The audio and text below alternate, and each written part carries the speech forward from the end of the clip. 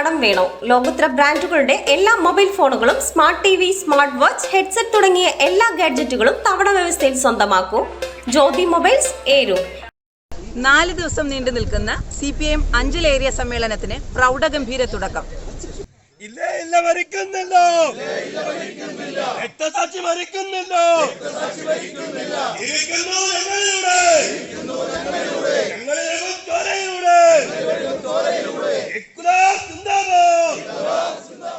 CPM Anchal area സമ്മേളനത്തിന്റെ ഭാഗമായിട്ടുള്ള പ്രതിനിധി സമ്മേളനത്തിന് തുടക്കമായി.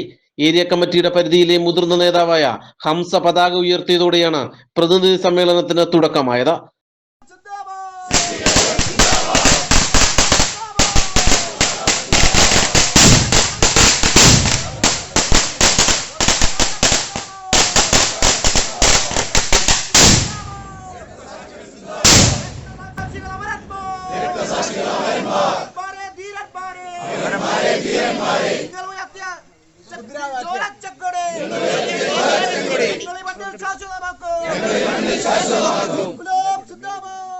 സമ്മേളന നഗരിൽ സ്ഥാപിച്ച രക്തസാക്ഷി മണ്ഡപത്തിൽ പ്രവർത്തകർ പുഷ്പാർച്ചന നടത്തി.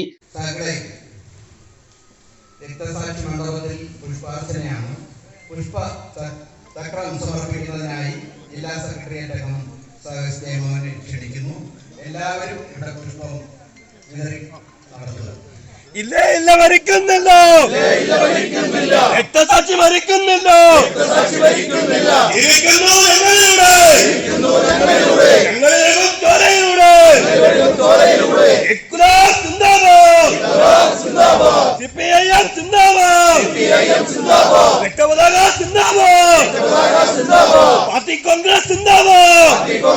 മുൻ രാജ്യസഭാംഗവും CPM സംസ്ഥാന കമ്മിറ്റി അംഗവുമായ K. സോമപ്രസാദ് പ്രതിനിധി സമ്മേളനം ഉദ്ഘാടനം ചെയ്തു.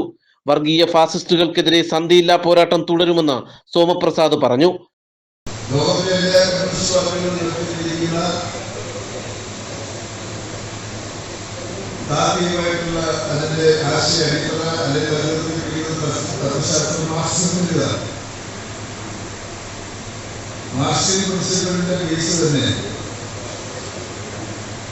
ഈ പ്രപഞ്ചത്തിലെ എല്ലാം പരസ്പരം ബന്ധപ്പെട്ട് കിടക്കുന്നതാണ്.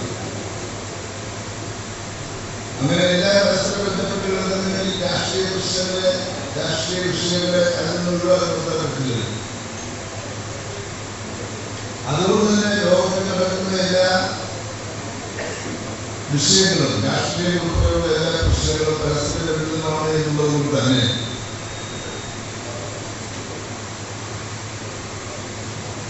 നമ്മുടെ പാർട്ടിക്ക് ഏതെങ്കിലും ഒരു പ്രശ്നത്തെ സംബന്ധിച്ച് ചർച്ച ചെയ്യുമ്പോൾ അതിന്റെ ദേശീയവും സാർവദേശികമായിട്ടുള്ള ബന്ധവും അടിത്തറയും പരിശോധിക്കാതെ പരിഗണിക്കാതെ മുന്നോട്ട് പോകാനാണ്. ജില്ലാ കമ്മിറ്റി അംഗം K. ബാബു പണിക്കർ അധ്യക്ഷത വഹിച്ച പ്രതിനിധി സമ്മേളനത്തിൽ VS സതീഷ് രക്തസാക്ഷി പ്രമേയവും അനിൽകുമാർ അനുശോചന പ്രമേയവും അവതരിപ്പിച്ചു. നേതാക്കളായ S. Jayamohan, George Mathew, D. Viswasenan, Suja Chandrababu, Ranju Suresh, G. Pramod തുടങ്ങിയവർ പ്രസംഗിച്ചു. ഏരിയ കമ്മിറ്റി അംഗങ്ങളടക്കം 161 പ്രതിനിധികളാണ് പ്രതിനിധി സമ്മേളനത്തിൽ പങ്കെടുക്കുന്നത്. പ്രതിനിധി സമ്മേളനം നാളെ സമാപിക്കും. 29 ആലഞ്ചേരിയിൽ നടക്കുന്ന പൊതുസമ്മേളനം ഇടതുമുന്നണി കൺവീനർ TP രാമകൃഷ്ണൻ ഉദ്ഘാടനം ചെയ്യും. പ്രകടനം, റെഡ് വാളണ്ടിയർ മാർച്ച് എന്നിവയും നടക്കും. 161ഓളം സമ്മേളന പ്രതിനിധികളാണ് സമ്മേളനത്തിൽ പങ്കെടുക്കുന്നത്. സമ്മേളന നഗരിയായ ഓയിൽ പാം വ്യൂ കൺവെൻഷൻ സെന്ററിൽ നിന്നും ക്യാമറാമാനോടൊപ്പം രാജി രാജു.